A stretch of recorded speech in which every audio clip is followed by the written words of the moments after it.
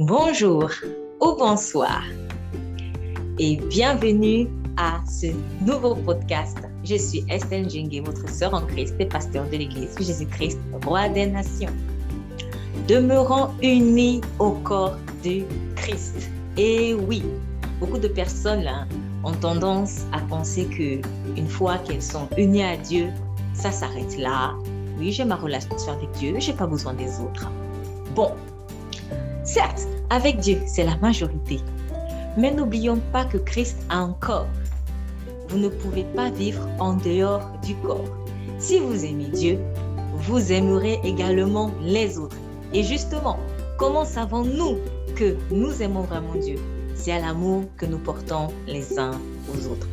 Donc, vraiment, je vous invite à ne pas avoir une vision simplement verticale de la croix. Ça n'a aucun sens d'ailleurs de parler de sens vertical uniquement et de parler en même temps de croix. Pour la simple raison qu'une croix est à la fois verticale et horizontale. Verticale parce qu'il a fallu rétablir notre rapport avec Dieu et horizontale parce qu'il a fallu également rétablir la communion avec tous les enfants de Dieu. Vous aimez Dieu, vous aimerez également les enfants de Dieu. Vous voulez rester unis à Dieu, alors vous resterez également unis à tous les enfants de Dieu. Je vous encourage vraiment à reconsidérer vos voies si ce n'est pas encore le cas. Et n'oubliez pas que le Saint-Esprit de Dieu vous aime énormément. Soyez bénis et bonne écoute.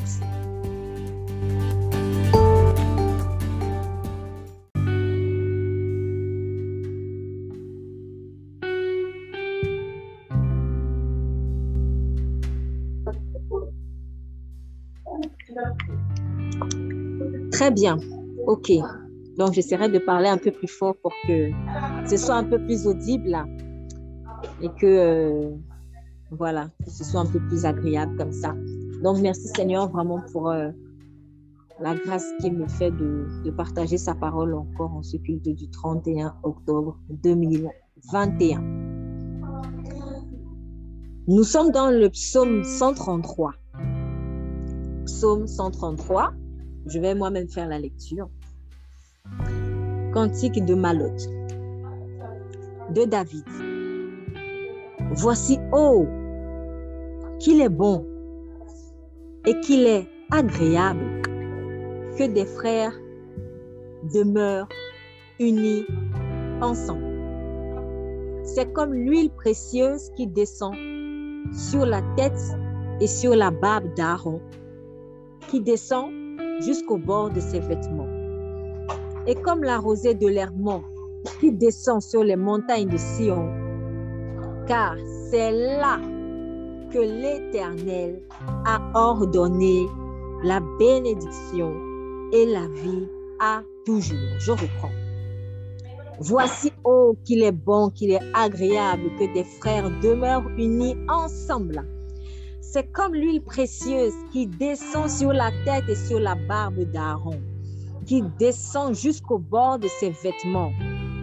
Et comme la rosée de l'Hermon qui descend sur les montagnes de Sion, car c'est là que l'Éternel a ordonné la bénédiction et la vie à toujours. Amen. Amen. Nous aimons bien partager ce poème parce que c'est une sorte de poème. C'est un poème. C'est une éloge en fait à l'amour fraternel que David est en train de faire ici. Et nous aimons bien partager ce passage lorsque nous allons par exemple au culte, lorsque nous nous réunissons en tant que frères et sœurs en Christ. Nous aimons bien partager cela. Et ce matin, j'avais vraiment à cœur de revenir dessus. Et on va essayer de décortiquer un peu les 3 temps de ce merveilleux poème. Alors, il dit qu'il est bon et qu'il est agréable pour des frères qu'il est bon et qu'il est agréable que des frères demeurent unis ensemble.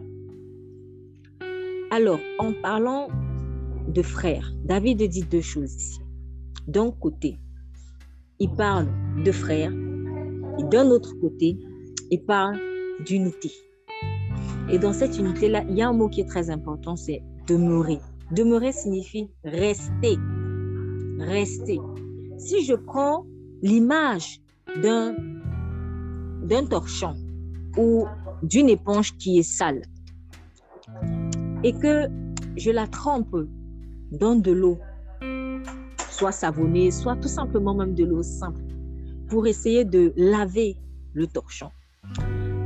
Quel est le réflexe que nous avons? Surtout si la tâche est assez coriace. On va tremper le vêtement, on va tremper le torchon. Plus le torchon reste trempé dans cette eau, soit savonnée, soit peu importe, même si elle n'est pas savonnée, plus la saleté va quitter. Si je ne fais que prendre le morceau de tissu ou le torchon, comme vous voulez, et que je mets un coup, je retire, je mets un coup, je retire, je mets un coup, je retire, et puis à un moment, je ne mets même plus en fait dans l'eau, qu'est-ce qui va se passer? Eh bien, le morceau ne pourra plus jamais, en fait, le morceau de tissu ne pourra pas forcément en tout cas, il ne pourra pas devenir propre, tout simplement. Je rappelle pour ceux qui viennent de rejoindre, nous sommes dans le psaume 133. Psaume 133. Donc, pour que mon linge puisse être propre, pour que cette tache coriace-là puisse partir, il faut que je laisse tremper le morceau de tissu. Bon, pour les ménagères, je pense qu'elles peuvent un peu plus facilement comprendre l'image, ou alors pour des gens qui ont l'habitude carrément de faire de la lessive ou de la vaisselle, en tout cas de faire des travaux ménagers à la maison. Donc moi, personnellement, c'est une image qui me parle. Parce que quand on a des taches coriaces, vous ne pouvez pas juste passer sous l'eau comme ça et puis c'est fini. Non, il faut laisser tremper le vêtement. C'est ça, demeurer. C'est-à-dire, je reste trempé dans l'eau. Je reste trempé dans le lieu fixé, dans le lieu où j'ai été établi. Et c'est seulement dans ce lieu-là que la tache coriace qui me perturbe, qui dérange, dont j'ai envie de me débarrasser pourra partir. Je peux laisser tremper pendant 30 minutes, 1 heure, 2 heures, peu importe. Mais en tout cas, pendant le temps que Dieu veut que je sois là, il faut que je sois là. Il faut que je demeure. Je ne peux pas venir un coup et puis un autre coup, je ne suis pas là. Un coup, on te voit, un coup, on ne te voit plus. Un jour, tu es là, un jour, tu n'es plus là. Donc, il n'y a rien d'efficace qui ne peut se faire comme ça. C'est comme aussi, par exemple, le médecin qui veut vous opérer. Pour que le médecin vous opère, surtout si ça peut faire très mal, on va vous mettre sous anesthésie. Mais pourquoi on vous met sous anesthésie? Je ne suis pas spécialiste de l'anesthésie, mais je pense quand même qu'il y a du bon sens pour avoir déjà été sous anesthésie. Donc, je peux au moins attester de ce que ça aide pour 2 raisons. Au moins pour 2 raisons. La première, c'est que déjà, c'est pour atténuer la douleur. La deuxième aussi, c'est que quand vous êtes sous anesthésie, vous ne bougez plus. Parce que qu'est-ce qui se passe si par exemple, on vous découpe à vif? C'est que vous allez sentir, vous allez avoir très très mal et vous allez avoir tendance à vous agiter. Donc, il y a 2 choses qui sont en fait l'une interdépendantes. Donc, d'un côté, je vais avoir très très mal, ce n'est pas forcément agréable. D'un autre côté, comme j'aurai mal, je vais m'agiter. Et comme je vais m'agiter, on ne pourra pas m'opérer. Parce que le médecin ne peut pas t'opérer si tu es tout le temps agité. On ne peut pas te prodiguer des soins si tout le temps je suis en train de bouger. Ou alors si on veut me faire une injection. Allez, je prends encore l'exemple d'une injection. On me fait une injection si je suis tout le temps en train de bouger. Mais comment est-ce que l'aiguille va pénétrer dans la veine? Généralement, on vous dit, attention, bougez plus. Tac, bougez plus, juste 1 seconde et puis bam, c'est fini. C'est comme ça. Donc, pendant un temps, pour que le remède puisse être inoculé en moi, il faut que je demeure, je sois fixé, stable, que je ne bouge plus. Et le roi David, lui, il trouve que c'est agréable. Lui, il dit, il est bon pour des frères de demeurer unis ensemble. Donc, il y a l'unité et dans cette unité-là, je dois demeurer. Il y a l'unité et dans cette unité-là, je dois être fixé. il y a l'unité et dans cette unité-là, je dois être stable. Mais si je me détache à chaque fois de l'unité, mais comment est-ce que l'onction qui coule dans l'unité va venir sur moi? Ce n'est pas possible. C'est impossible. Parce que Christ est un corps. Donc, si je fais un coup, je suis là, un coup, je suis plus là, un coup, je suis là, un coup, je suis plus là, il n'y aura pas grand-chose qui va se passer. Tout comme si je suis tout le temps en train de bouger quand on veut me faire la seringue. Il n'y a pas grand-chose qui va se passer. Bon, je vais prendre un tout dernier exemple encore. Et je pense que celui-là, il va parler encore à tous. Bon, désolé, c'est toujours dans le cadre de la santé. Bon, c'est ce qui me vient en tête, donc j'y vais. On a fait régulièrement des tests de Covid. Bon, imaginez qu'à chaque fois qu'on fasse des tests de Covid, donc ce qu'on nous met dans le nez là, si à chaque fois on bougeait, mais comment est-ce qu'on pourra vous faire le test? Ça ne peut pas marcher. Pendant quelques secondes ou quelques minutes, je ne sais pas, vous devez demeurer fixe. Et c'est seulement en demeurant fixe que le test, en fait, pourra se faire. Dieu ne peut même pas te tester, Dieu ne peut même pas t'éprouver, donc Dieu ne peut même pas te purifier si tu ne restes pas fixe là où il t'a placé. Donc, ne soyons pas comme, je ne sais pas je pensais un peu à voilà, des sauterelles, toujours en train de sauter à gauche, à droite, à gauche, à droite, à gauche, à droite, mais tu n'es pas stable. Dieu est là, mais Dieu est aussi un corps. Dieu est là, Dieu est un corps. L'Église, c'est le corps de Christ. Donc, je ne peux pas dire que je crois en Dieu si je ne reste pas fixe là où il m'a placé. C'est aussi pour cela qu'il y a ce passage qui dit « N'abandonnez pas votre assemblée locale. N'abandonnez pas votre assemblée locale, comme certains l'ont déjà fait. » Et je mets à défi, et je parle comme ça parce que vraiment, je l'ai vu de moi-même. Toute personne qui se détache du corps de l'assemblée où le Seigneur l'a placée, elle ne pourra pas facilement prospérer. Elle ne pourra même pas prospérer avec Dieu. C'est impossible. Je le dis facilement, mais en fait, j'atténue la chose. Impossible de prospérer en dehors du corps où Dieu t'a établi. J'insiste, où Dieu t'a établi, parce que d'aucuns peuvent dire, bon, ok, je m'en vais dans tel autre corps, c'est toujours le corps de Christ. Non, comme certains disent, moi, je n'ai pas d'église fixe, l'essentiel, c'est que je sois dans une église. Non, c'est pas ça. Dieu est un Dieu d'ordre. Dieu est un Dieu d'ordre. Quand il a établi les 12 disciples au commencement de l'église, les 12 avaient un ministère particulier. Les 12 avaient un ministère particulier. Jacques n'avait pas forcément l'appel de Jean. Jean n'avait pas forcément l'appel d'André, etc. Donc, il faut que tu sois là où il t'a placé. Et il te parlera, il te le dira et tu le sauras. Au fond, peut-être même que tu le sais. Mais si je suis têtu, je vais lutter contre ça. Ou alors, je vais commencer à juger, en fait, l'église locale là où il m'a placé. Tant que Dieu ne t'a pas retiré de là, il ne faut pas quitter. Et il faut y être stable. Il ne faut pas faire un coup, je viens, un coup, je ne viens pas, un coup, je viens, un coup, je ne viens pas. Non. Il n'y aura pas grand-chose qui se passera comme ça.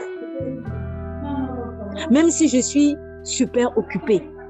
En fait, dans l'occupation, là, comme je dis toujours, si on veut avoir un emploi du temps paisible, dans le repos, il faut que Dieu soit la priorité. Si je me sens à chaque fois surbookée, c'est que quelque part, je n'ai pas donné la priorité à Dieu. Parce que c'est de lui que vient l'ordre. C'est de lui que vient l'ordre. Quand Jésus-Christ est au centre de ma vie, les choses vont s'ordonner.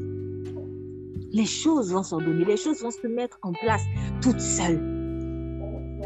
Donc, oui, je n'ai pas le temps de venir, par exemple, après, je n'ai pas... Mais ce qui est marrant, c'est qu'après, quand il y a des problèmes, on appelle vite pour dire, alors, est-ce que vous pouvez prier pour moi? Et là, bizarrement, tu as le temps. Tu n'as pas le temps. Quand il fallait peut-être faire la prière pour prévenir le problème, mais lorsque le problème arrive, tu as le temps pour venir soigner le problème. Non. Peut-être que si tu étais venu un peu plus régulière dans la présence de Dieu, il n'y aurait même pas eu ce problème-là. Donc, beaucoup viennent en fait après coup. Ils ont le temps quand il faut venir régler le problème, mais ils n'ont jamais le temps quand il faut venir prévenir le problème dans la prière. Prenons le temps pour Dieu. C'est très, très important. Alors, je ne parle pas maintenant de ceux qui croient qu'ils sont sauvés à force d'être réguliers dans la réunion de l'église. C'est-à-dire qu'eux, ils ont placé leur salut non pas en Christ, mais dans l'activisme. Ce n'est pas cela. Je ne parle pas de cela. Ça, on parlera de cela, Dieu voulant, une autre fois. Mais j'insiste vraiment aujourd'hui sur peut-être le cas des personnes qui ne sont pas fixes là où Dieu les a établis. On ne peut pas faire confiance à quelqu'un comme ça. Même Dieu ne peut même pas te faire confiance. D'abord, en commençant. Un coup je te sais, un coup je suis, un coup je suis. Non, c'est pas possible. Et même si par exemple tu épouses quelqu'un comme ça, tu ne seras jamais à l'aise. Un coup ton mari est là, un coup il voyage, il ne te dit même pas où il va. Tu ne sais pas en fait. Il débarque quand il veut, rentre comme il veut. Mais comment tu peux construire quelque chose de stable avec quelqu'un qui part comme il veut et qui revient comme il veut? Non, on peut rien construire. Or, notre relation avec Dieu est une relation de mariage. C'est une alliance de mariage. De la Genèse à l'Apocalypse, Dieu fait allusion à cela. Il est en train de préparer son épouse.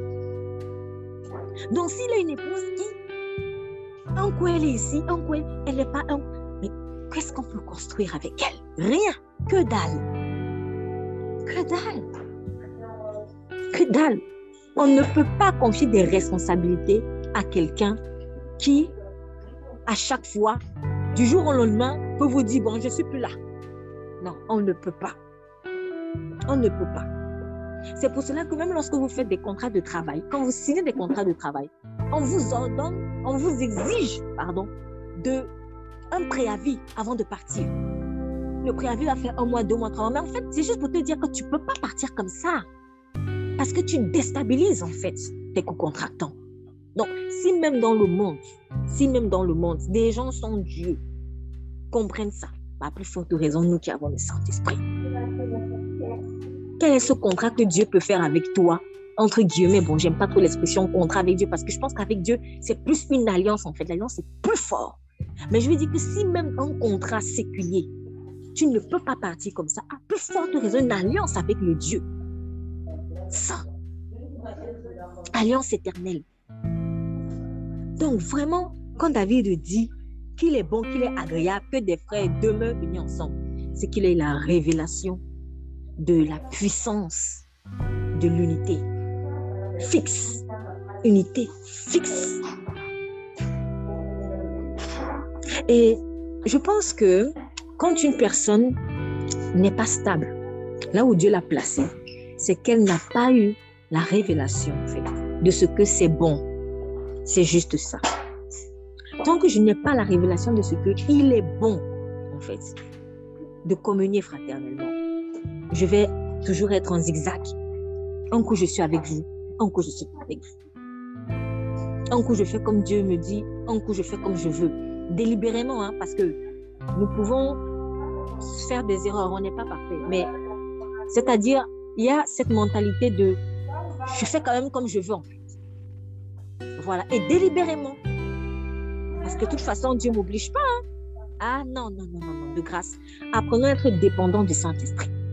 Plus je suis dépendant du Saint-Esprit, j'aurai la crainte, en fait, de quitter le lieu où il m'a placé. Donc, vraiment, c'est une prière qu'on doit faire. Seigneur, révèle-moi. Révèle-moi combien il est bon et agréable. Pourquoi David, il a compris ça? Comment David a fait pour comprendre ça? Je n'ai pas d'autre réponse que le Saint-Esprit, en fait. Et remarquez que David, c'était quelqu'un qui aimait beaucoup la présence de Dieu. Et c'est donc dans l'unité avec Dieu qu'il comprend l'importance de l'unité avec les enfants de Dieu. C'est tout.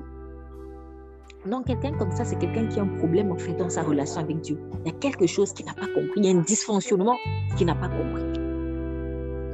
Et je pense très souvent parce que bon, après, c'est ce que moi j'ai eu à constater, ce sont des gens qui se disent, bon, lundi, ok, je fais l'effort d'obéir à Dieu, mais mardi, que Dieu me laisse.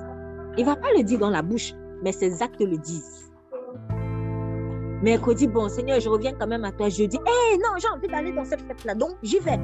Il prie même, Seigneur, accompagne-moi et tout. Non, mais en fait, ce n'est pas Dieu. Dieu n'est pas notre valet. Dieu est notre Seigneur. Dieu est notre Seigneur. Donc, quand quelqu'un est un peu comme ça, avec les frères et les sœurs, en Christ, donc les enfants de Dieu, il aura également du mal à demeurer. Malheureusement, quand je ne demeure pas, eh ben, la tâche, elle ne pourra pas quitter en fait, ou elle ne pourra pas quitter facilement. Pourquoi je le dis? C'est très simple, parce que si je reprends l'image du torchon qui est sale, qui est une grosse tache, quand je le laisse tremper pendant peut-être 30 minutes, à un moment donné, quand je vais retirer, bon, la tache, elle va disparaître, bon, selon le produit aussi que j'ai mis, mais bon, ce n'est pas le plus important ici. Donc, lorsque j'ai laissé tremper 30 minutes, 1 heure ou toute la nuit, ben, peu importe, et que je retire, la tache, normalement, elle n'est plus là. Mais si je fais un coup, je mets, 30 secondes après, je retire, je remets, je retire, je remets, je retire. Peut-être que au bout de, je ne sais pas moi, 1 heure en faisant cet exercice, la tâche, elle va diminuer. Mais vous remarquerez que ça va, le processus de disparition de la tâche va être beaucoup plus lent. Ça va être beaucoup plus lent. Alors que si j'avais laissé la tâche demeurer, la tâche elle allait disparaître beaucoup plus rapidement. Donc, les gens, ils croient que c'est quand ils sont toujours en train de bouger. Allez, je vais à l'église A, demain, je vais à l'église B. Après, demain, je vais plutôt à tel endroit. Ou alors, ça ne peut même pas être forcément l'église. Hein. Là, je parlais d'église, mais ça peut être autre chose. Bon, aujourd'hui, j'ai envie de sortir pour aller là-bas. Bon, mais en fait, on fait comme on veut. Et puis, le Saint-Esprit, il est là, soit il nous suit, soit il ne nous suit pas. Bref, on fait comme on veut. Les tâches qu'il y a dans ton cœur, elles partiront lentement. Alors que si tu as pris le temps de te poser, reste tranquille. Patience. Patience. À un moment donné, quand le Seigneur va dire, ok, c'est bon, j'ouvre les vannes, sors, tu vas te rendre compte que ton cœur est purifié. Donc, et je me prêche à moi-même, en réalité, la patience, c'est une accélération. Si tu es patient, si tu demeures patiemment là où Dieu t'a placé, il y aura une accélération dans le processus de sanctification. Mais si tu veux tout le temps bouger, parce que rester statique te dérange, te perturbe. Il y a des gens comme ça. Oh, j'aime pas. J'aime être tout le temps dans l'action. Allez, l'action. Oui, il y a des gens comme ça, ils n'aiment pas être statique. Ils aiment tout le temps sentir bouger. En fait, tu es en train de ralentir le processus de sanctification. Donc, ne croyons pas que l'action, et je l'appellerai plus activisme, parce que là, ça prend maintenant la couleur de l'activisme. L'activisme, c'est quoi? C'est tendance à faire des actions, excusez-moi, mais pour rien. Pourquoi je dis pour rien? Parce qu'elles ne sont pas forcément initiées par le Saint-Esprit. Parce que quand le Saint-Esprit initie une action, il y a un fruit, obligatoirement. Si vous ne voyez pas le fruit du Saint-Esprit après ce que vous avez fait, dites-vous que vous êtes bougé pour rien. Vous avez perdu votre temps. Vous avez perdu votre temps. Donc, vraiment, le demeurer uni là, ça accélère le processus de sanctification. Oh Seigneur, je veux faire ça. Tu m'as montré ça. Tu m'as montré tel projet. Donc, il faut que je bouge. Mais peut-être qu'il faut que tu restes d'abord. Reste trempé. Reste trempé dans l'eau. Laisse-le te mouiller, t'imbiber. Et une fois que tu seras imbibé, tu seras puissamment rempli. Car on ne peut pas servir Dieu sans être rempli du Saint-Esprit.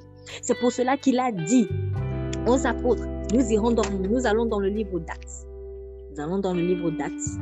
Faisons un crochet là-bas. Actes des apôtres.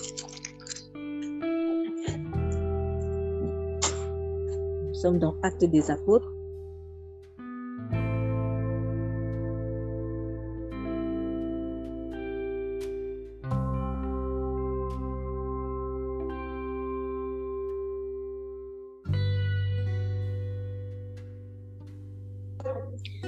Nous allons faire une lecture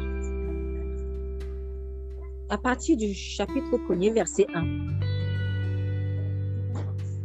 Chapitre 1er, verset 1, jusqu'au chapitre 2, verset 1 à 4. Alors, je demande la lecture, s'il vous plaît. Chapitre 1, verset 1, jusqu'à la fin.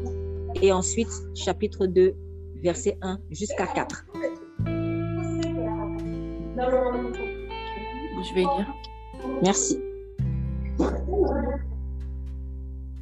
Théophile, j'ai parlé dans mon premier livre de tout ce que Jésus a commencé de faire et d'enseigner dès le commencement jusqu'au jour où il fut enlevé au ciel après avoir donné ses ordres par le Saint-Esprit aux apôtres qu'il avait choisis.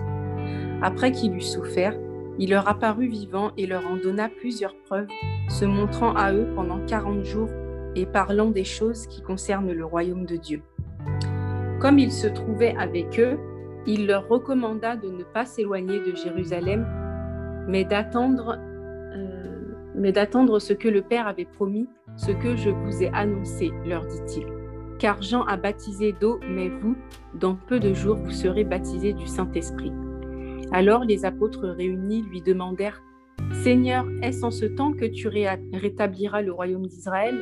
Il leur répondit « Ce n'est pas à vous de connaître les temps ou les moments que le Père a fixés de sa propre autorité.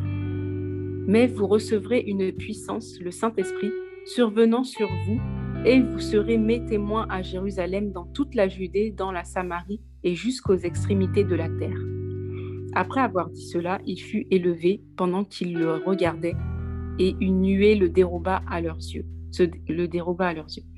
Et comme ils avaient les regards fixés vers le ciel pendant qu'ils s'en allaient, voici 2 hommes vêtus de blanc leur apparurent, et dirent « Hommes galiléens, pourquoi vous arrêtez-vous à regarder au ciel? Ce Jésus qui a été enlevé au ciel du milieu de vous reviendra de la même manière que vous l'avez vu allant au ciel. » Alors ils retournèrent à Jérusalem de la montagne appelée des Oliviers, qui est près de Jérusalem, à distance d'un chemin de sabbat. Quand ils furent arrivés, ils montèrent dans la chambre haute où ils se tenaient d'ordinaire.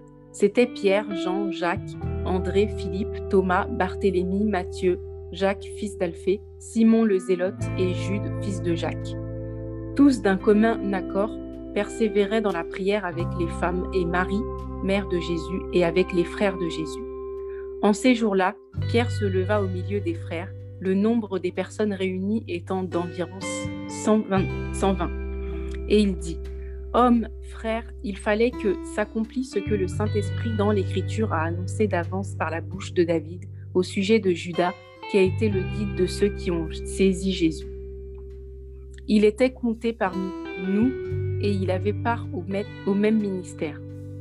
Cet homme, ayant acquis un champ avec le salaire du crime, est tombé, s'est rompu par le milieu du corps et toutes ses entrailles se sont répandues. La chose a été si connue que tous les habitants de Jérusalem la chose a été si connue de tous les habitants de Jérusalem que ce chant a été appelé dans leur langue Akeldama, c'est-à-dire chant du sang.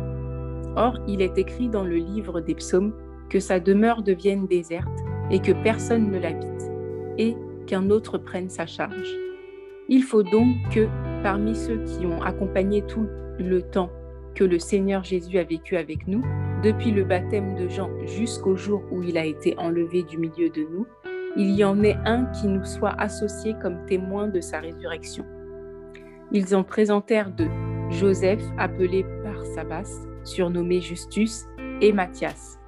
Puis ils firent cette prière. « Seigneur, toi qui connais les cœurs de tous, désigne lequel de ces 2 tu as choisi, afin qu'il ait part à ce ministère et à cet apostolat que Judas a abandonné pour aller en son lieu. » Ils tirèrent au sort, et le sort tomba sur Matthias, qui fut associé aux 11 apôtres. Le jour de la Pentecôte, ils étaient tous ensemble dans le même lieu. Tout à coup, il vint du ciel un bruit comme celui d'un vent impétueux, et il remplit toute la maison où ils étaient assis. Des langues semblables à des langues de feu leur apparurent séparées les unes des autres, et se posèrent sur chacun d'eux. Et ils furent tous remplis du Saint-Esprit, et se mirent à parler en d'autres langues, selon que l'Esprit leur donnait de s'exprimer. Amen. Amen. Alors, pourquoi est-ce que j'ai demandé à ce qu'on lise entièrement le chapitre? Parce que je pense que vous l'avez déjà un peu compris. Dans le chapitre 1, le Seigneur Jésus revient, donc il apparaît à ses disciples. Et puis, il leur dit, verset 4, chapitre 1, les ayant rassemblés, il leur commanda de ne pas s'éloigner de Jérusalem, mais d'y attendre la promesse du Père, laquelle, dit-il, vous avez entendu de moi. Donc, il parle en fait du Saint-Esprit, de la venue du Saint-Esprit. Donc, restez à Jérusalem. N'allez pas loin à gauche, à droite. Restez là où je vous envoie. Demeurez, demeurez. Il n'a pas dit ce qu'ils allaient faire forcément à Jérusalem, mais il dit simplement, restez là-bas. Demeurez là-bas, attendez la promesse du Saint-Esprit. Et c'est quelque chose qu'il avait déjà dit dans le livre de Luc, verset 24, où il est écrit, vous êtes témoins de ces choses. Et voici, à partir du verset 49, voici, j'enverrai sur vous ce que mon Père a promis. Mais vous, restez dans la ville, dans le parc de Jérusalem, jusqu'à ce que vous soyez revêtus de la puissance d'en haut. Restez à Jérusalem, jusqu'à ce que vous soyez revêtus de la puissance d'en haut. Donc, quand je prenais l'image de l'eau qui t'imbibe là, en fait, là où tu restes, quand tu restes dans le lieu où Dieu t'a établi, c'est à Jérusalem là-bas. Le Saint-Esprit est en train de t'imbiber. Il t'imbibe, jusqu'à ce qu'à un moment donné, ça va exploser comme un volcan. Et là, tu seras revêtu de sa puissance. Et à ce moment-là, tu pourras partir. Donc, là où Dieu te place, c'est pour t'imbiber. Là où Dieu te place, c'est pour te préparer à recevoir le revêtement de puissance. Il faut rester. Le diable le sait. C'est pour cela qu'il va toujours t'exciter pour que tu t'en vas. C'est le diable qui, lui, ne reste pas en place. Il est le premier qui a été chassé du ciel. On lui donne une place, archange, et puis, je ne sais pas ce qu'il lui prend. Il fait comme il veut. Tiens, le trône du Père, j'aimerais bien le trône du Père. Donc, tu ne te contentes pas de tout ce qui t'a été donné. On décrit Lucifer comme un archange dans la Bible. En fait, c'était un ex-archange rempli de bijoux, avec des instruments. En tout cas, je suis sûre, la gloire de Dieu était sur lui. Ça, c'est évident quand on lit la parole. La gloire de Dieu était sur lui. Mais il ne voulait pas rester à sa place. Tiens, le trône du Père... Et je pense qu'il n'y avait même pas que le trône du Père. Ah tiens, j'aimerais bien être à la place de Michael, moi. Et puis, ah non, tiens, tel plutôt ange. Gabriel, ah bah tiens, oui, j'aimerais aussi être messager comme Gabriel. Donc, en fait, les gens qui ne restent pas à leur place, ils sont toujours en train de convoiter la place des autres. Ou alors, quand ils n'arrivent pas à convoiter, il faut toujours qu'il aille à gauche, à droite. Il n'est pas en place. Toujours excité pour on ne sait pour quelle raison. C'est un piège du diable. Il ne faut pas imiter Satan. Il faut le laisser avec son syndrome de pas de place. Moi, je demeure à Jérusalem. C'est à Jérusalem que je vais être imbibée.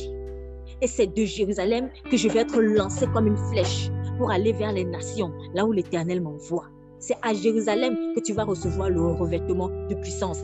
Demeure dans l'eau à Jérusalem. Sois imbibé du Saint-Esprit à Jérusalem. Ne fais pas comme Judas. Au lieu de rester, de demeurer dans le corps, bon, l'Église n'était pas encore née à ce moment-là, mais au moins, avec ce que Christ faisait avec ses 12 disciples, il préfigurait déjà le corps. Si tu n'as pas été fidèle avec Jésus, comme quand il était sur terre, ne crois pas que tu seras fidèle avec lui quand il va partir et que le Saint-Esprit descendra. C'était des tests. Il a loupé le test. Et il est parti. C'est pour ça qu'il est écrit qu'il faut donc, quand l'apôtre Pierre dit, en ces jours-là, Pierre se leva au milieu des disciples assemblés au nombre d'environ 120. Il leur dit, hommes frères, il fallait que la prophétie que le Saint-Esprit a prononcée par la bouche de David touchant Judas qui était le conducteur de ceux qui ont pris Jésus, fut accompli. Car il était de notre nombre, dont il était avec nous, et il a eu sa part dans ce ministère. Ça, c'est un mot très intéressant. Il a eu sa part dans ce ministère. Ce qui veut dire quoi? En fait, ce n'est pas que, oui, mon ministère, son ministère, il y a ça. Mais avant de dire son ministère, ton ministère, son ministère, leur ministère, etc., il y a d'abord un ministère commun. Nous avons un ministère commun qui est des ambassadeurs de Jésus-Christ. Nous travaillons tous pour une même cause. Il avait part à ce ministère commun qui était Jésus. En fait, le ministère, c'est Jésus. Le ministère, c'est Jésus. Judas, lui, il voulait faire son ministère à lui. Judas voulait être une star. Judas voulait être un star pour son compte. Et il a voulu se servir de Jésus pour ça. Sauf qu'il s'est rendu compte que, en travaillant dans le ministère de Jésus, si moi je vais tout le temps être dans l'ombre, c'est comme ça qu'il a pensé, mais c'était même faux. C'était faux. Parce qu'il est écrit qu'on ne peut pas cacher une lumière. Donc quand Christ te prend, il va t'exposer. Il va t'exposer pour que tu brilles. Donc, c'était un faux raisonnement. Sauf que Judas, lui, il a voulu être une star pour son compte. Et la manière dont Jésus les orientait là, ça n'arrangeait pas ses affaires. Il se sentait étouffé. Il s'est dit, mais j'existe plus. J'existe plus. Donc, pour lui, Judas, j'existe quand je suis une star. Hein? Certains vont dire, je pense, donc je suis. Donc, lui, il disait, je suis une star, donc je suis. Lui, son existence, c'était dans le fait d'être star. Il faut que les gens me reconnaissent. Moi, je me sens trop étouffée. Il y a trop de gens qui brillent ici. Non, non, non. Il faut aussi qu'on me voie. Ça n'a pas marché. Et du coup, il a quitté sa place. Il n'a pas voulu demeurer dans le corps que Christ était en train de préparer, pour lequel Christ était en train de mourir. Or, quand tu n'es pas dans le corps, puisqu'il n'y a pas de voie médiane, soit c'est noir, soit c'est blanc, soit c'est le diable, soit c'est Dieu. Donc, quand tu quittes Dieu, forcément, tu te retrouves avec le diable. C'est obligé. C'est obligé. Et c'est pour ça qu'il s'est retrouvé être le chef de file. Vous voyez, ça montre ses intentions. On dit bien, il s'est retrouvé être le conducteur, dans le guide, dans le chef. C'est ce qu'il voulait depuis. Lui, il veut être chef, mais quelque part. Il faut que je sois chef, mais quelque part. Judas voulait être un chef. Il voulait être le chef de Jésus. Il voulait conduire. Mais dans le ministère de Jésus, tu ne peux pas conduire dans le ministère de Jésus. C'est Jésus qui conduit. Et c'est lui qui place des conducteurs. Donc, lui, il est, comme ça ne l'arrangeait pas, il est sorti pour être conducteur ailleurs. Peut-être que ça va un peu déranger certaines personnes qui font de la politique si elles écoutent ce message, mais c'est la vérité. Pour beaucoup, quand elles créent des partis politiques, ce n'est pas forcément pour les intérêts de l'État. Hein. C'est parce qu'elles veulent juste être chef quelque part. Il faut aussi qu'on dise que moi, je suis fatiguée d'être là-bas dans ce parti. On ne me voit pas. Bon, moi, je vais créer pour moi et là, je vais être chef. Même si c'est un parti pourri, c'est pas grave. L'essentiel, c'est que je sois chef. Ça me rappelle un peu le fameux film Le Roi Lion. J'en parle parce que je pense que c'est un film que, bon, peut-être beaucoup de personnes ou un grand nombre de personnes peuvent quand même connaître. Quand vous voyez l'histoire du Roi Lion, quand le fameux Oscar, l'oncle du petit lion, a appris à voler la place de son frère, le royaume est devenu pourri. Mais est-ce que ça le dérangeait? Non. L'essentiel, c'est qu'il soit chef. Donc, pour lui, le plus important, c'est pas la gloire de Dieu, c'est pas que le royaume de Dieu avance, c'est pas que les gens soient sauvés, c'est pas que les gens soient restaurés, soient guéris, mais c'est que lui soit chef. Donc, même si c'est pourri, je suis chef. C'est ça, en fait, Judas. Et Oscar a laissé décrépir le royaume de Dieu comme ça. Bon, je parle du royaume de Dieu, mais j'ai fait une analogie. Il a laissé décrépir le peuple jusqu'à ce que les choses se remettent en place. Donc, en fait, faisons attention à vouloir toujours quitter, partir, parce qu'obligé, on fera alliance avec des gens qui en veulent à Jésus. Et comme le diable sait très bien nos intentions, il m'a dit, ah, celui-là, il veut un poste. Donnez-lui un poste. Là, nous, de toute façon, nous, ce qui nous intéresse, c'est de perdre les âmes. Vous voyez, le diable, même dans sa folie, il est rusé. Lui, pour moi, peut-être, qui veut ne pas être dans le corps, moi, ce qui m'intéresse, c'est être chef, même si c'est pourri. Mais pour le diable, ce qui l'intéresse désormais, c'est de perdre les âmes. Donc, s'il est capable donc de te donner un sentiment de chefferie, juste pour t'utiliser afin d'accomplir son dessein ultime qui est de perdre les âmes. Donc, le diable sera prêt, quelque part, à te faire... Enfin, il ne va pas vraiment le faire parce que, quelque part, il est avide de pouvoir. Mais il va faire genre, bon, je te laisse ma place. Tiens, pour ça, il est prêt. Pour ça, il est prêt. Si Jésus avait dit à Satan, écoute, Satan, je ne vais pas t'adorer, mais je vais m'adorer moi-même, je vais être Dieu. Satan aurait dit, oh oui, allez, vas-y. Pourquoi? Parce que tout ce qui dérangeait Satan au fond, c'était que Dieu soit Dieu. C'est pour cela que le diable il veut nous donner des sentiments il veut nous envoyer la rébellion en fait. Ah, c'est toi qui es le maître de ton destin. Voilà. Il n'a pas dit que c'est moi, Satan, qui vais être le maître de ton destin. Il fait croire aux gens, tu es maître de ton destin.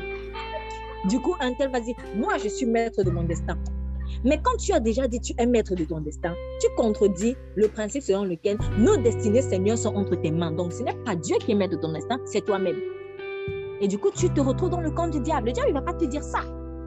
Il ne va pas te dire que c'est moi qui est le maître de ton destin. Il va dire, tu es maître. Mais parce qu'il sait que quand toi, tu seras maître de ton destin, tu es vide, tu es dans le vide. Or, dans le vide, la nature aurait du vide. Donc, quelqu'un d'autre va prendre la place. Si ce n'est plus Dieu qui est là, c'est le diable qui va prendre la place. Donc, finalement, le diable deviendra maître de ton destin sans que tu ne t'en rendes compte.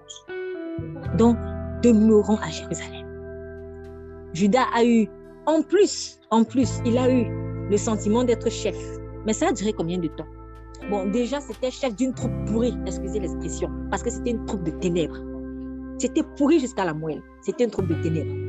Deuxièmement, il a été chef pendant combien de temps? Le sentiment de gloire que le diable va nous donner, c'est éphémère. Tu auras pour un temps la jouissance du péché, mais après, il n'y aura rien.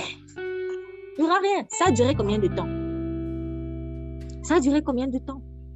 1 heure, 2 heures, j'en sais rien. Juste le temps qu'on arrête Jésus. Quand on a arrêté Jésus, c'est fini. On lui a donné l'argent, c'est fini. On s'est foutu de lui. Donc, excusez l'expression, on s'est foutu de Judas.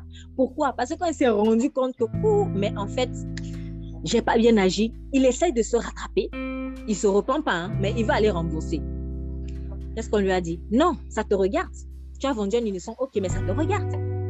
Il n'a pas supporté le poids, en fait, de la culpabilité et il s'est suicidé. Dans cette gloire-là, c'est que pour un temps. Alors que Dieu nous offre la gloire éternelle. Éternelle, demeure. Quand tu vas demeurer à Jérusalem, tu vas jouir de la gloire de Dieu pour l'éternité. Pour l'éternité. C'est pour cela qu'il dit dans le verset 3, c'est là que l'Éternel a ordonné la bénédiction et la vie à toujours. Je ne sais pas comment c'est dans votre version, mais je sais que quand même, il y a cet aspect de éternel, toujours. C'est une bonne fois pour toutes. Mais le sentiment de gloire que le diable va te donner, c'est pour un temps. Donc, il faut demeurer. Demeure à Jérusalem. Demeure là où Dieu t'a placé. C'est là qu'il a ordonné la bénédiction. Quand il dit c'est là, c'est dans cet endroit. C'est dans cet endroit. C'est dans ce lieu. Tu veux être béni, c'est là où, à Jérusalem, là où il t'a placé. Demeure. Demeure à Jérusalem. Seigneur, je veux ceci. Seigneur, je veux cela. Demeure à Jérusalem. Seigneur, quels sont tes plans? Demeure à Jérusalem. Seigneur, tu m'emmènes où? Demeure à Jérusalem. Là sera la bénédiction. Seigneur, j'ai tel projet. Je crois que oui. Et demeure à Jérusalem. C'est de là que ça va partir. Demeure à Jérusalem. Il ne faut pas réfléchir midi 14h. Ne laisse pas le diable te suggérer ces lieux. Non. Demeure à Jérusalem. C'est là qu'est la bénédiction. Et il faut aussi savoir une chose. C'est que c'est souvent, en fait, derrière le sentiment de « moi, je ne vais pas demeurer », en fait, il y a quelque part l'ennemi qui veut te mentir en disant que si tu n'es plus là, tu vois, on aura... ils vont souffrir. Ils vont souffrir. Non. C'est moi qui ai intérêt à rester dans le corps. Oui, c'est vrai, le corps va souffrir pendant un temps. Mais Dieu aura toujours des roues de secours. Je ne sais pas ce que Saül se disait dans sa tête, mais il pensait que, ok, que Dieu peut-être ne pourrait pas le mettre à l'écart parce qu'il n'y aurait peut-être personne d'autre. Je dis cela pourquoi? Parce que j'ai entendu des chrétiens dire cela. Des chrétiens qui pensent que, et qui enseignent même ça, qui disent que, bon, de toute façon, oui, c'est vrai, je pêche, ok, bon, je sais que ce n'est pas bon, mais de toute façon, Dieu n'a pas le choix, il a besoin d'ouvriers, donc il va toujours m'utiliser. Donc, pour eux, ils méprisent la grâce sous prétexte que Dieu a besoin d'ouvriers. Et que Dieu ne peut jamais juger, en tout cas les juger, les corriger, parce que de toute manière, Dieu n'a pas le choix et qu'il a besoin d'ouvriers. Donc même des ouvriers pourris, il va les utiliser. Bon, c'est vrai. D'un côté, que le Seigneur ne regarde pas toujours à nos faiblesses, en fait, quand il veut nous utiliser. Il utilise des gens imparfaits. C'est lui qui nous qualifie. Mais attention, ne méprisons pas la grâce. Ne nous disons pas que si on quitte le corps, on va donc souffrir, comme ça je vais leur faire, et comme ça je vais leur montrer que je suis nécessaire, qu'il faut qu'ils me donnent tel poste. On le fait même en dehors de l'église, ça peut être dans le travail, ça peut être dans la famille, ça peut être... Bref, il faut qu'ils sentent mon absence. comme ça, là, ils vont se dire, oh non, s'il te plaît, viens. Non, non, non, non, non. C'est pas toi qu'on adore, c'est Jésus qu'on adore. Et quand le Seigneur t'appelle, en réalité, c'est toi qui as plus intérêt à répondre. Pourquoi? Parce que si tu ne le fais pas, il va choisir quelqu'un d'autre. Il va choisir quelqu'un d'autre. Parce qu'il faut que le royaume avance. Et que le Seigneur ne va pas laisser que Judas reste éternellement là. Parce qu'à un moment donné, ça va devenir un cancer, en fait. Et pour lui, et pour le reste du corps. On a parlé récemment quand on priait de ces familles où, à un moment donné, on voit qu'on est même en train de prier pour la séparation. Seigneur, s'il te plaît, sépare, parce que si tu ne sépares pas, vraiment, l'autre, elle ne va pas supporter. Donc, à un moment donné, si le Seigneur vraiment, en tout cas, si je m'entête à agir comme Judas, je vais m'écarter moi-même. Et c'est comme ça, en fait, que Dieu va faire la séparation. Donc, en fait, quelque part, il n'aura même peut-être pas besoin de dire « je te jette ». Il n'aura pas besoin de dire ça. Le Seigneur, il n'aime pas ça. Il dit « je ne prends même pas plaisir en la mort du méchant ». Donc, le Seigneur ne va jamais te dire vraiment « je te jette », c'est rare. C'est vrai, on a vu des cas dans la Bible. Le Seigneur l'a dit. Il a dit à Élie, le sacrificateur, il a dit « je honore celui qui m'honore, celui qui n'honore pas, je n'honore pas. Donc, comme tu as préféré tes fils à moi, je te mets à l'écart, je te rejette. » Il a aussi dit à Saül, il a dit à Saül, en parlant à Samuel, il a dit « pourquoi pleures-tu encore? Je l'ai rejeté. » Mais je vous assure, quand Dieu en arrive là, c'est parce que vous-même, vous l'avez rejeté. Dieu ne fait que prendre acte de votre rejet de lui. Dieu ne fait que prendre acte de votre rejet pour lui. Donc, quand Dieu dit à quelqu'un « je te rejette », en fait, c'est que toi, tu l'as rejeté. C'est tout. Donc, Judas avait rejeté Dieu en refusant de demeurer là où Dieu l'a établi. Et qu'est-ce que Dieu a fait? Dieu a inspiré Pierre. Il dit, car il est écrit dans le livre des Psaumes, que sa demeure devienne déserte et qu'il n'y ait personne qui l'habite et qu'un autre prenne sa charge. Donc vous vous rendez compte, avant même que Judas ne fasse cela, des siècles plus tôt, l'Esprit de Dieu avait prophétisé. L'Esprit de Dieu avait inspiré David pour prophétiser, et pour annoncer que Judas allait partir et quelqu'un d'autre allait prendre sa place. Donc ce qui veut dire qu'en fait, quand je veux m'entêter vis-à-vis de Dieu, quand je ne veux pas demeurer à ma place, Dieu est déjà en train de préparer le remplaçant. Donc, si moi, je veux trop montrer au Seigneur que non, moi, vraiment, quand je ne suis pas là, il faut qu'on... il est déjà en train de préparer le remplaçant. C'est pour ça qu'il n'est pas prévisible. Comme on a vu hier lors de la prière, le Seigneur, on ne peut pas prévoir tout, on ne peut pas prévoir ses pensées. Si ce n'est pas lui qui vient te révéler ses plans, tu ne sauras jamais. Et c'est pour montrer aussi qu'il est Dieu. Donc, et c'est pour montrer qu'en fait, c'est vrai que le Seigneur est un gentleman, mais n'abusons pas en fait de son amour. Et ne c'est pas à nous de lui donner des ordres. Il a ordonné, reste à Jérusalem. Je ne te fais pas, je ne suis pas en train de te demander d'être à Jérusalem. Je t'ordonne d'être à Jérusalem. C'est un ordre. C'est un ordre.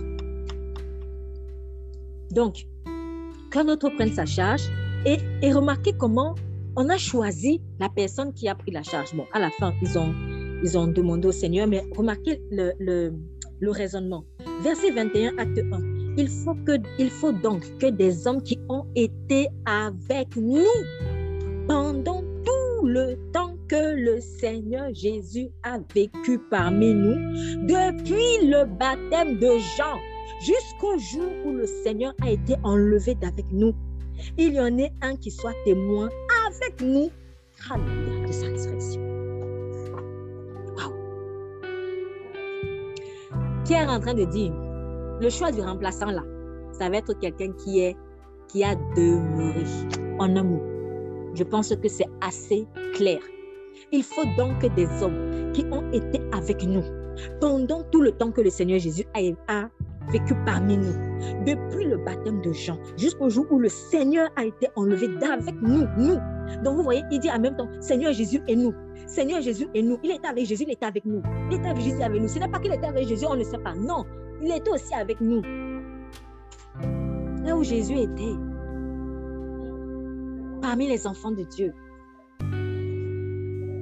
Et il y en a un qui soit témoin avec nous de la résurrection.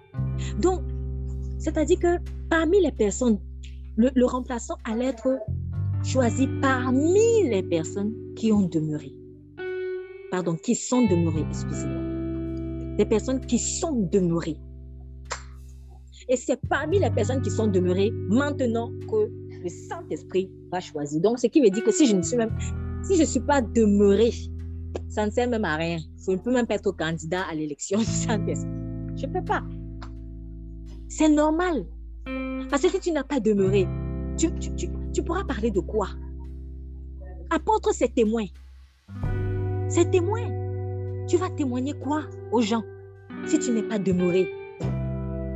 Ah, on avait dit ça à la prière, mais je n'étais pas là, je ne savais pas. Ok, 1 fois, 2 fois. Ah, mais 3 fois, 4 fois, 5 fois, 10 fois, à un moment donné, il y a un problème.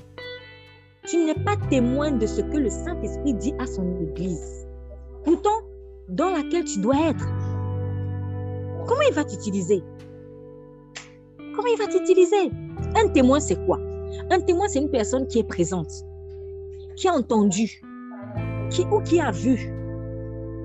On parle de témoin oculaire ou de témoin auditif. Donc, il faut que tu aies entendu, il faut que tu aies vu. Mais si tu n'es pas là, tu vas entendre quoi? Si tu n'es pas là, tu vas voir quoi? Donc, tu ne pourras pas témoigner. Tu ne pourras pas témoigner. Donc, tu ne pourras pas être utile. Il faut demeurer. Demeure et tu vas voir les choses se faire.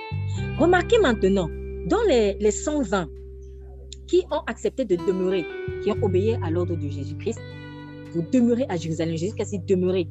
Remarquez que le temps qu'ils sont en train de patienter pour la Pentecôte, pendant qu'ils sont en train de prier, ils n'ont pas chômé. Le Seigneur a dit patienter, donc ils sont là, ils prient dans la chambre haute. Ils prient, ils prient, ils prient. Ils ne savent pas quand le Saint-Esprit va descendre. Ils ne savent même pas comment il va descendre, mais ils attendent. Ils demeurent. C'est pendant le temps de patience là, c'est pendant le temps qu'ils demeurent là, que le Saint-Esprit donne une révélation à Pierre. Ah, il y a un problème à régler d'abord. Judas, il y a une pièce manquante. Il y a une pièce manquante sur le tableau. Judas. Il faut remplacer Judas. Ça veut dire quoi? Ça veut dire que le temps que le Seigneur te permet ou te donne pour demeurer, c'est pour remplacer les pièces manquantes dans ta vie.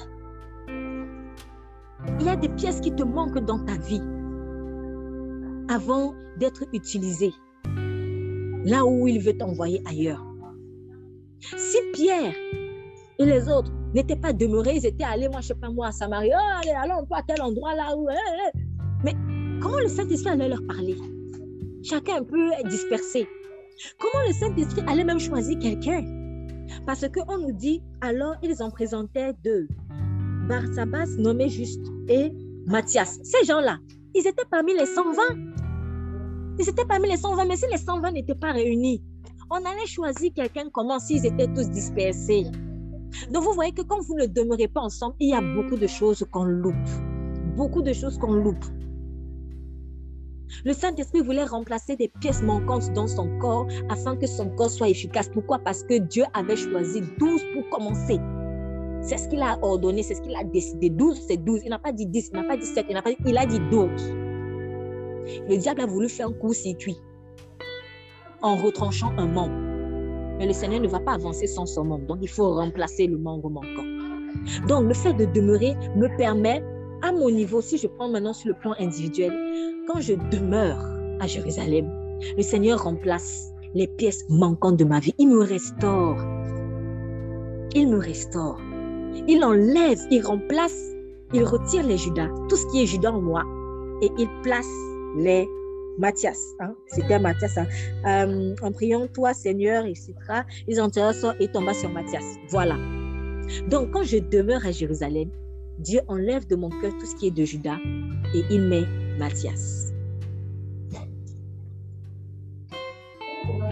Quand je demeure dans le corps, le Seigneur enlève, il remplace en fait les pièces manquantes maintenant dans le corps à une échelle un peu plus collective. Quand nous communions les uns avec les autres, on réalise beaucoup de choses. Les interactions sont très importantes. Il y a des choses que je ne peux pas comprendre si je ne suis pas avec vous. Il y a des choses que vous ne pouvez pas comprendre si vous n'êtes pas avec moi.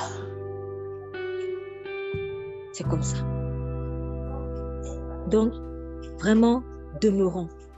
Demeurer à Jérusalem, c'est la guérison.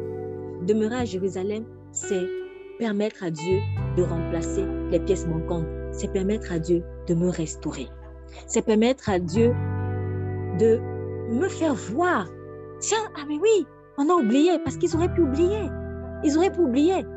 Peut-être qu'ils s'étaient tellement habitués à ce que Judas soit plus là que bon, ils se sont dit, ok. Et puis à un moment donné, ils se dit, ah. Donc, demeurer à Judas, c'est la préparation en fait. C'est la préparation au ministère. C'est la préparation au ministère de Dieu. Pas moi dans le sens de ma propriété. Oui, c'est ton ministère dans le sens où c'est le ministère qui t'a confié.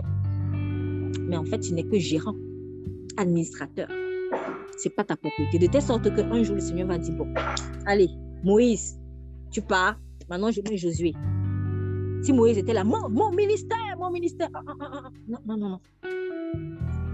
C'est la preuve que c'est vraiment le ministère de Dieu. Parce qu'un jour, tu peux partir et tu laisses quelqu'un d'autre. Et le ministère de Dieu continue. C'est ça la différence entre le plan de Dieu et nous. Nous ne sommes pas éternels sur terre, en tout cas. Nous sommes éternels dans l'esprit, mais nous ne sommes pas éternels sur terre. Un jour, on va partir. Dieu mettra quelqu'un d'autre. Et son œuvre continuera d'avancer. Donc, si je veux m'approprier le ministère, ça ne va pas le faire. Ça ne va pas le faire. C'est pour cela que l'apôtre Pierre a aussi dit dans le livre de Pierre, verset 9, il dit vraiment, je vous exhorte comme des étrangers et des voyageurs ici sur terre. Donc, quand je fais l'œuvre de Dieu, il faut que j'ai bien conscience que c'est pour un temps. C'est pour ça aussi qu'il faut que je le prenne très au sérieux. Je n'ai pas tout mon temps en fait. Si le Seigneur a prévu, je prends un exemple comme ça, si peut-être mes jours sur terre doivent être de 100 ans, il faut que pendant les 100 ans-là, je fasse ce que j'ai à faire, diligemment. Jésus avait 33 ans à faire sur terre. Donc, il ne pouvait pas perdre du temps, il ne pouvait pas blaguer, il ne pouvait pas aller là où il veut, faire dans le désordre. Non. 33 ans sur terre et précisément 3 ans de ministère public. Donc, c'est un peu plus raccourci, 3 ans et demi, à peu près. Donc, parce que c'est à partir de 30 ans qu'on commence à le voir agir. Donc, vous vous rendez compte qu'en 3 ans, quand tu n'as que 3 ans pour faire telle chose, tu ne peux pas t'égarer. Il faut obéir à Dieu au doigt et à la lettre. Faisons l'effort. Faisons l'effort. Ne perdons plus le temps en étant comme des sauterelles, à gauche, à droite, à gauche, à droite, à gauche, à droite. Demeurons. Et verset chapitre 2. Le jour de la Pentecôte étant arrivé, ils étaient tous d'un accord dans un même lieu. Remarquez qu'entre le chapitre 1 et le chapitre 2, il y a plein de références sur l'unité en commun, même lieu, même Seigneur, même unité. Donc, ils étaient tous d'un accord dans un même lieu. Ce n'est que dans l'atmosphère de même accord et d'unité que le Saint-Esprit peut facilement agir. Pourquoi croyez-vous que le diable envoie toujours les divisions dans les communautés chrétiennes ou dans les familles? Parfois, tu n'as même pas besoin d'être en Christ. Hein. Même en dehors de Christ, il s'arrange à ce que vous soyez divisés. Parce que le diable règne dans la division. Donc, quand il vous voit trop unis là, non, ça c'est... Il va passer comment? Il va passer comment si vous êtes trop unis? C'est pour ça qu'il faut être unis. Parce que chacun d'entre nous, dans le corps de Christ, est une porte de la muraille de Jérusalem. Chacun d'entre nous est une porte. Chacun d'entre nous est une porte. Donc, il faut que moi, en tant que porte, je sois ferme, je sois robuste. Il ne faut pas qu'on vienne me trouer. Les voleurs qui viennent vouloir me trouer là. Non. Ma porte ne doit pas être légère. Et ma porte doit être fixe. Si donc moi, en tant que porte, une des portes de Jérusalem, je suis à gauche, je suis à droite, qu'est-ce qui va se passer? Le jour où je serai ailleurs, le voleur entre. Je vais encore peut-être revenir, mais il est déjà entré. Mais si je reste fixe, que je demeure, comment le voleur va entrer? Si je veille à ma porte, comment le voleur va entrer? Il ne pourra pas. Il va essayer de passer par une autre porte, mais il voit que l'autre aussi ferme, fixe. Ah, il passe par l'autre, il voit, il se dit, ah, non, là-bas, c'est dur, je ne peux pas entrer. Tout le monde est barricadé. C'est ça, en fait. Ce qui veut dire que toi et moi, nous sommes des éléments importants, en fait, du corps de Christ. Personne n'est à négliger. Et si moi, je néglige mon rôle de sentinelle, mon rôle de gardien de la porte, je vais laisser des portes.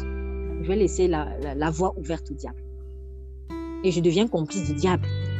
Car il est écrit, celui qui néglige son travail, il est frère de celui qui détruit. Or, celui qui détruit, c'est le diable. Il est écrit qu'il est venu pour nous égorger et nous détruire. Donc, quand je néglige, en fait, de veiller diligemment à ma porte, de demeurer à ma porte, je deviens complice du diable. Judas était important. Mais Judas n'a pas veillé à sa porte. Qu'est-ce qu'il a fait? Il a même commencé à entraîner les voleurs. Il a laissé le voleur entrer. Et quand le voleur est entré dans la bergerie de Christ, ils se sont dispersés. Pendant un temps, ils se sont dispersés. C'est ça que Jésus a dit. Vous allez être éprouvés. Quand il est écrit, je frapperai le berger et les brebis seront dispersées. C'est ce qui s'est passé. On a laissé le voleur entrer. Le voleur a frappé le berger, mais Jésus s'était laissé faire. Attention, ne voulons pas qu'il s'est laissé faire. Donc, il a donné sa vie. Mais on a frappé le berger. Et quand on a frappé le berger, les brebis se sont dispersées. Elles sont allées à gauche, à droite. Est-ce que c'est bien comme ça? Non, ce n'est pas la volonté de Dieu pour nous. Christ est déjà mort pour nous. Ne cherchons pas les problèmes. Il a déjà porté ça pour nous. Donc, restons unis. Restons unis. Ne n'ouvrons pas les portes aux voleurs. Le voleur, lui, vient pour détruire la bergerie. Il vient pour que la bergerie ne grandisse pas. Et ils disent, ils sont restés dans le même lieu. Alors, il vint tout à coup du ciel un bruit comme celui d'un vent qui souffle avec impétuosité. Et il remplit toute la maison où ils étaient assis. Et il leur apparut des langues séparées comme de feu et qui se posaient sur chacun d'eux. Et ils furent tous remplis du Saint-Esprit. Et ils commencèrent à parler des langues étrangères selon que l'Esprit leur faisait parler. Donc, ils ont reçu le don du parler en langue. Le Saint-Esprit est descendu dans le corps. S'ils étaient dispersés, ça allait être compliqué pour que ça agisse. Et le Saint-Esprit a fait l'esprit pour montrer qu'il agit dans l'unité. Le Saint-Esprit agit dans le corps de Christ. Donc, quand je ne suis pas dans le corps, ça va être difficile. Ça va être difficile parce que le Saint-Esprit n'agit pas. Il n'agit pas pour quelqu'un qui ne se laisse pas asperger par le sang de Christ. Or, le sang de Christ s'asperge sur le corps. Christ est mort pour que l'Église naisse. Or, l'Église, c'est son corps. Donc, si je ne suis pas dans l'Église, si je ne suis pas dans le corps, le sang de Christ ne pourra pas agir sur moi. Je me prive de la grâce. Or, le Saint-Esprit, c'est l'Esprit de Jésus. Ce qui veut dire que tu te prives du Saint-Esprit quand tu es hors du corps. L'onction est descendue sur tout le corps. Et comme je suis dans le corps, l'onction est descendue sur moi. Donc, tu veux l'onction, reste dans le corps. Reste à Jérusalem. Et dans le même sens d'ailleurs, parce que je me toujours dit, la Bible explique la Bible. La Bible explique la Bible. Elle est géniale dans ce sens. Il dit, verset 2, Psaume 133. Psaume 133, verset 2. Quand David dit qu'il est bon pour que des frères et sœurs demeurent ensemble, il dit, c'est comme l'huile précieuse qui descend sur la tête et sur la barbe d'Aaron, qui descend jusqu'au bord de ses vêtements. Donc, il compare le fait de demeurer ensemble comme cette huile d'onction qui coule sur Aaron et descend de la barbe, va jusqu'aux vêtements, en fait, l'imbibe. Aaron, en fait, c'était qui? Aaron, c'était un sacrificateur. Sacrificateur que Dieu avait établi et que Moïse a dû consacrer. Et justement, il avait dit à Moïse, nous sommes dans un instant, nous sommes dans le livre d'Exode.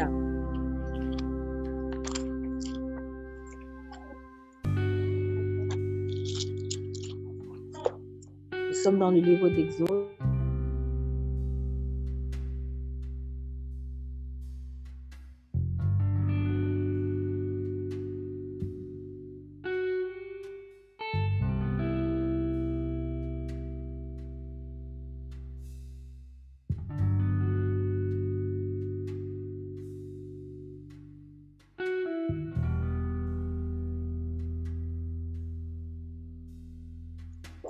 Exode 30. Allez, on va aller dans Exode 30 parce qu'on a plein de passages quand même sur l'onction qui est déversée.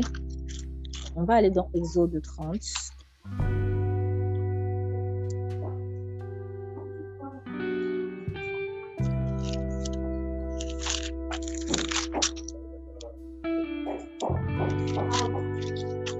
Exode chapitre 30, verset 22. Exode chapitre 30, verset 22. Je demande la lecture, s'il vous plaît. Verset 22 jusqu'au verset 25.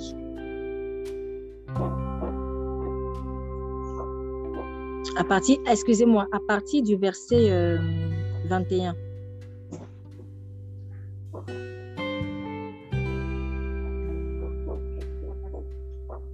Je vais lire. Merci. Ils se laveront les mains et les pieds afin qu'ils ne meurent point. Ce sera une loi perpétuelle pour Aaron, pour ses fils et pour leurs descendants. L'Éternel parla à Moïse et dit : Prends des meilleurs aromates, 500 cycles de myrrhe, de celle qui coule d'elle-même, la moitié, soit 250 cycles de cinnamome aromatique, 250 cycles de roseau aromatique, 500 cycles de casses, selon le cycle du sanctuaire, et un hin d'huile d'olive. Tu feras avec cela une huile pour l'onction sainte, composition de parfum, selon l'art du parfumeur. Ce sera l'huile pour l'onction sainte. Amen. Très bien. Maintenant, à partir du verset 30 jusqu'au verset 32. Tu oindras Aaron et ses fils et tu les sanctifieras pour qu'ils soient à mon service dans le sacerdoce. Tu parleras aux enfants d'Israël et tu diras : Ce sera pour moi l'huile de l'onction sainte parmi vos descendants. On n'en répandra point sur le corps d'un homme et vous n'en ferez point de semblable dans les mêmes proportions. Elle est sainte et vous la regarderez comme sainte. Amen. Amen. Donc, cette huile d'onction, en fait, que Dieu avait fait concocter à son serviteur Moïse, donc qui avait été utilisée donc, pour consacrer l'autel, pour consacrer le tabernacle, l'arche et pour consacrer aussi Moïse en tant que sacrificateur.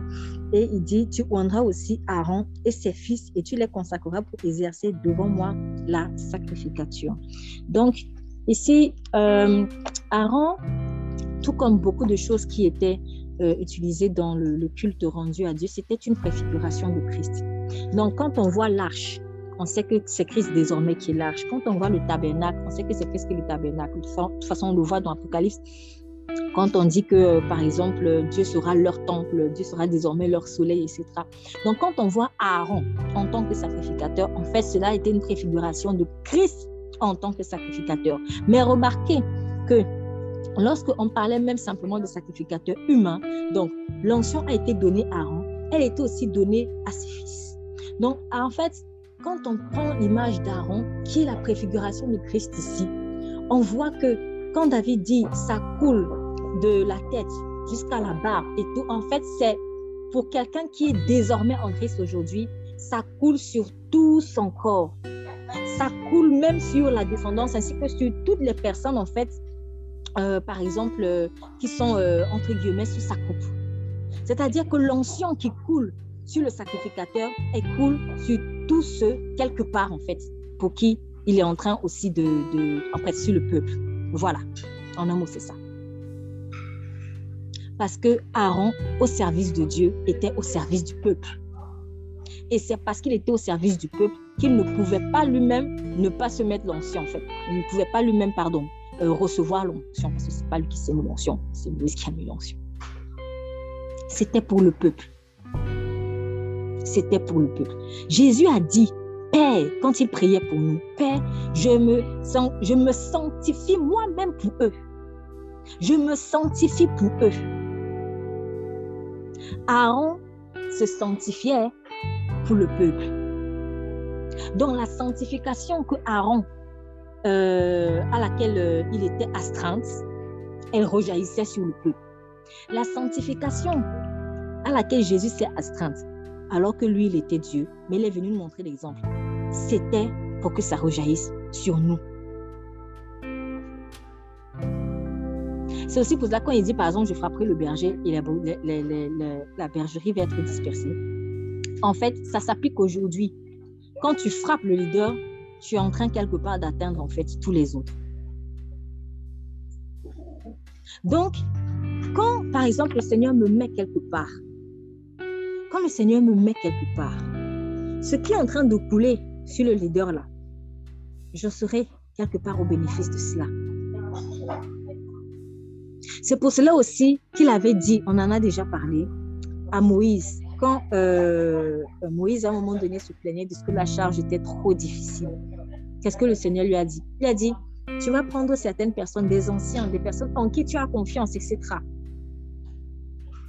Et de l'esprit qui est sur toi, je le déverserai sur eux. Tout ça, ce n'était que des préfigurations de Christ. Nous ne répétons que ce que Christ fait. Nous ne répétons que ce que Christ fait aujourd'hui. Ce qui coule sur Christ coule sur nous. Donc là où Christ m'a établi, l'onction en fait de Christ coule sur moi. Si je me mets en dehors du corps, ce n'est plus l'onction de Christ qui coulera sur moi. C'est l'onction de son opposé qui est l'antéchrist.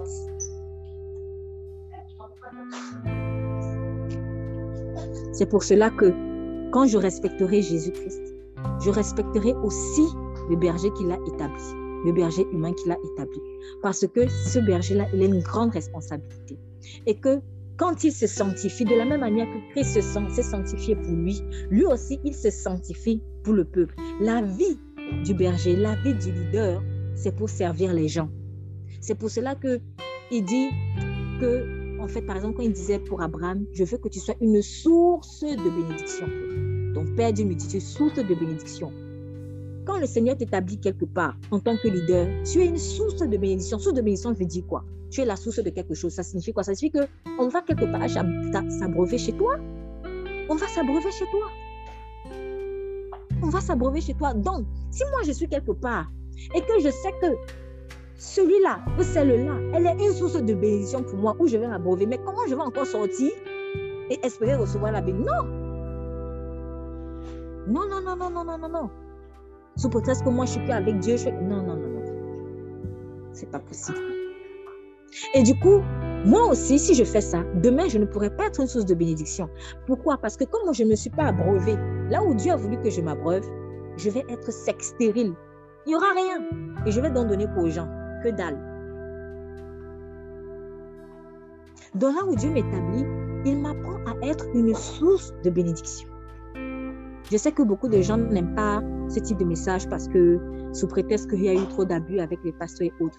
Mais, ce n'est pas parce que des gens ont mal abusé de l'administration de Dieu, des choses de Dieu, que ces principes vont changer.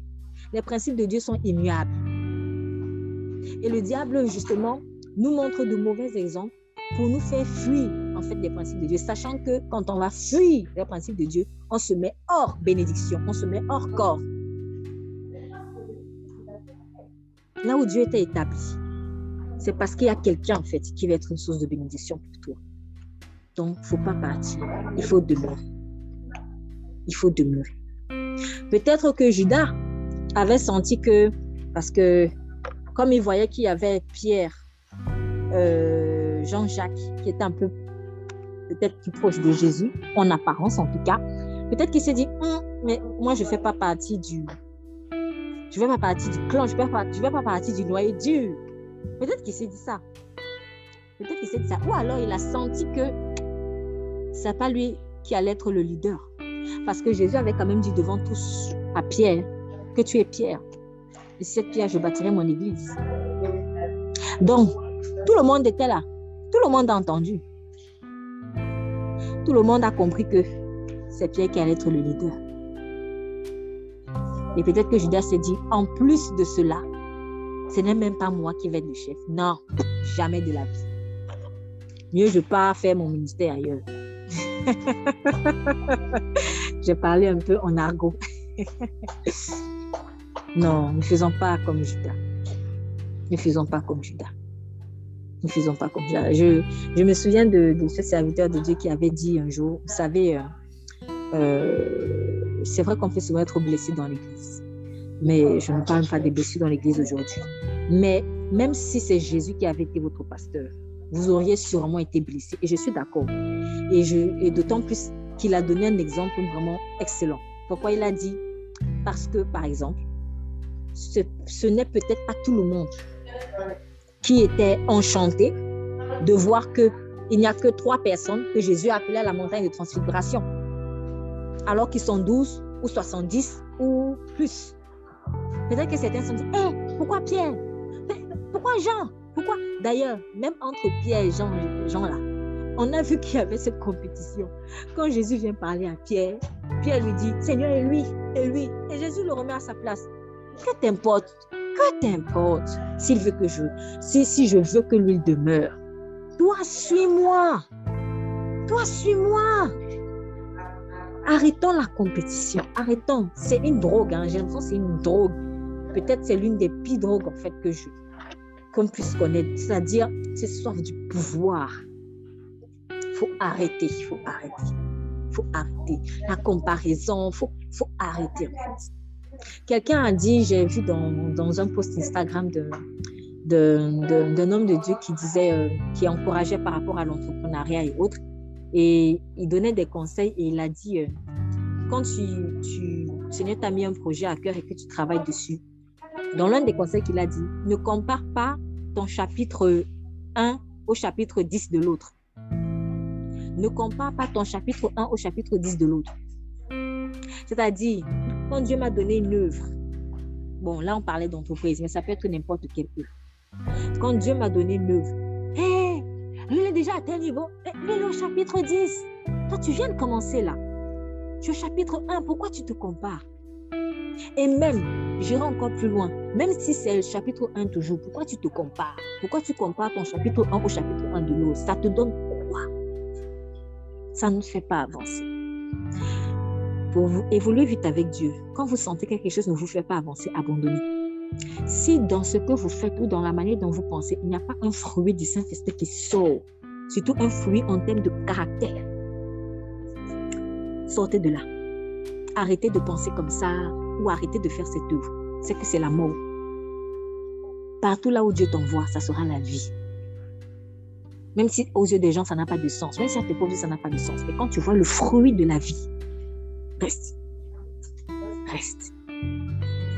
Donc, Judas peut-être s'est dit, non seulement Jésus, franchement, moi je vois qu'avec lui, je passe, etc. Et en plus de cela, c'est Pierre qui va l'aider? Ah non. Alors que Judas avait part à ce ministère. C'est comme le fils aîné dans la parabole du fils prodige. Mon fils, tout ce qui est à moi est à toi. Prends. Judas, tu as part à ce ministère. Prends.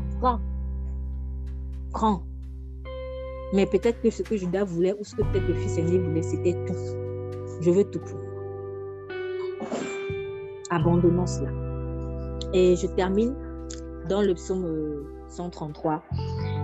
Bon, je l'ai déjà dit, tout cela, c'était tout ce que j'ai dit tout à l'heure, c'était pour expliquer vraiment l'huile qui coule depuis la tête jusqu'en bas. L'huile coule depuis la tête jusqu'en bas. Donc, l'huile coule quand non seulement ça, au plan individuel, ça exprime en fait le fait d'être imbibé. Donc, Dieu ne veut pas juste te donner des gouttelettes de bénédiction. Il veut complètement t'imbiber. Il veut que ça coule de la tête jusqu'à la plante de tes pieds. Tous tes vêtements. Ça, c'est sur le plan individuel. Maintenant, sur le plan plus collectif, ce qui coule en fait, généralement, ce qui coule sur la tête du berger, ça va couler sur la tête de toutes les autres brebis de Dieu. Je dis de toutes les autres brebis parce que souvent, en tant que berger, on oublie que nous sommes nous-mêmes d'abord brebis de Dieu. Non. Même si je suis leader, même si je suis brebis de Dieu, c'est pour cela que si on me fait mal, Dieu aussi va réagir parce qu'on ne touche pas à sa brebis. C'est même pas juste d'abord une question de serviteur. C'est que tu touches à son enfant. Donc, si tu fais mal à un serviteur de Dieu, d'abord parce que c'est son enfant, tu vas écoper. C'est pas même d'abord parce qu'il est serviteur de Dieu. Maintenant, il y a encore l'autre raison que, aïe, il est serviteur de Dieu. Mais à la base, On ne touche pas à l'enfant de Dieu. Donc, il ne faut pas se dire aussi que, ah oui, peut-être comme je ne suis pas ma serviteur, moi et Dieu. Non, non, non, non. Tu es son enfant, on ne te touche pas. Donc, toi aussi, il ne faut pas toucher aux autres enfants de Dieu.